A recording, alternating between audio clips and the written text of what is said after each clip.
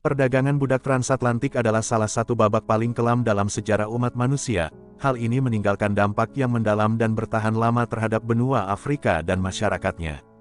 Di tengah kengerian dan kekejaman perdagangan ini, beberapa orang mengalami penderitaan yang tak terbayangkan dan memainkan peran penting dalam melanggengkan sistem perbudakan. Salah satunya adalah Pataseka, seorang budak yang dibeli khusus untuk menghamili budak wanita. Kisah tragis kekejaman perbudakan di Amerika dan Eropa pada zaman dulu ini sudah tidak asing lagi di telinga masyarakat. Kisah misteri ini bermula dari kekejaman yang datang dari benua Amerika pada abad ke-18 hingga 19, khususnya di Brasil. Pataseka, juga dikenal sebagai Roque José Florencio, yang lahir pada tahun 1828 di Sorocaba, São Paulo, Brasil. Dia diperbudak oleh pemilik tanah yang bernama Joaquim José de Oliveira. Setelah ditangkap, ia bekerja sebagai buruh tani dan juga sebagai budak pembibitan, yang berarti ia dipaksa berhubungan seks dengan banyak budak wanita untuk menghasilkan banyak anak yang kemudian dijadikan sebagai budak. Praktek-praktek seperti itu sudah tidak asing lagi untuk dilakukan oleh para pemilik budak.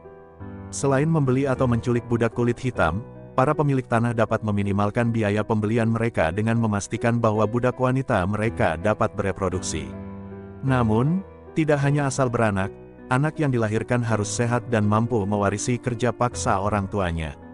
Untuk memastikan anak-anak mereka lahir sehat, kuat, dan berbadan besar, maka para majikan akan menyeleksi dan memilih budak pejantan yang berbadan besar dan kuat untuk dipaksa kawin dengan budak wanita. Seperti itulah pekerjaan Pataseka, walaupun bekerja sebagai buruh di sawah, namun pekerjaan utamanya adalah bekerja sebagai budak untuk menghamili banyak budak wanita. Setiap hari dia dipaksa untuk berhubungan seks dengan seorang budak wanita untuk menyebarkan benihnya. Dia diperlakukan lebih seperti sapi peternak daripada manusia.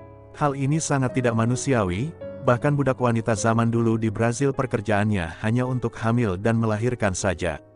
Karena dalam sistem perbudakan zaman dulu di Brasil, jika mempunyai budak yang banyak maka dianggap orang yang tinggi dan kaya. Budak tersebut tidak menerima upah, mereka hanya mendapat makanan dan tempat tinggal seadanya, di ladang atau di tempat kerjanya. Pataseka sengaja dipilih karena ia adalah pria yang luar biasa, yang memiliki tinggi badan lebih dari 2,18 meter dan memiliki fisik yang besar dan kekar. Dia dikenal karena keberanian, kecerdasan, dan karismanya. Jumlah pasti perempuan yang pernah ia tiduri masih belum diketahui sampai saat ini.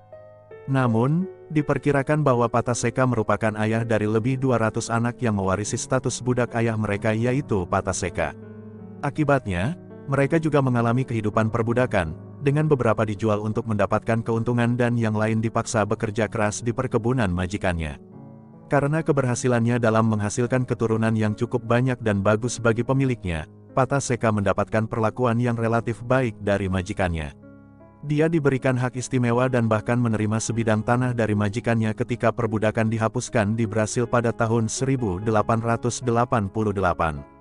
Setelah mendapatkan kebebasannya, Pataseka menemukan cintanya pada seorang wanita bernama Palmira, yang pada akhirnya ia nikahi.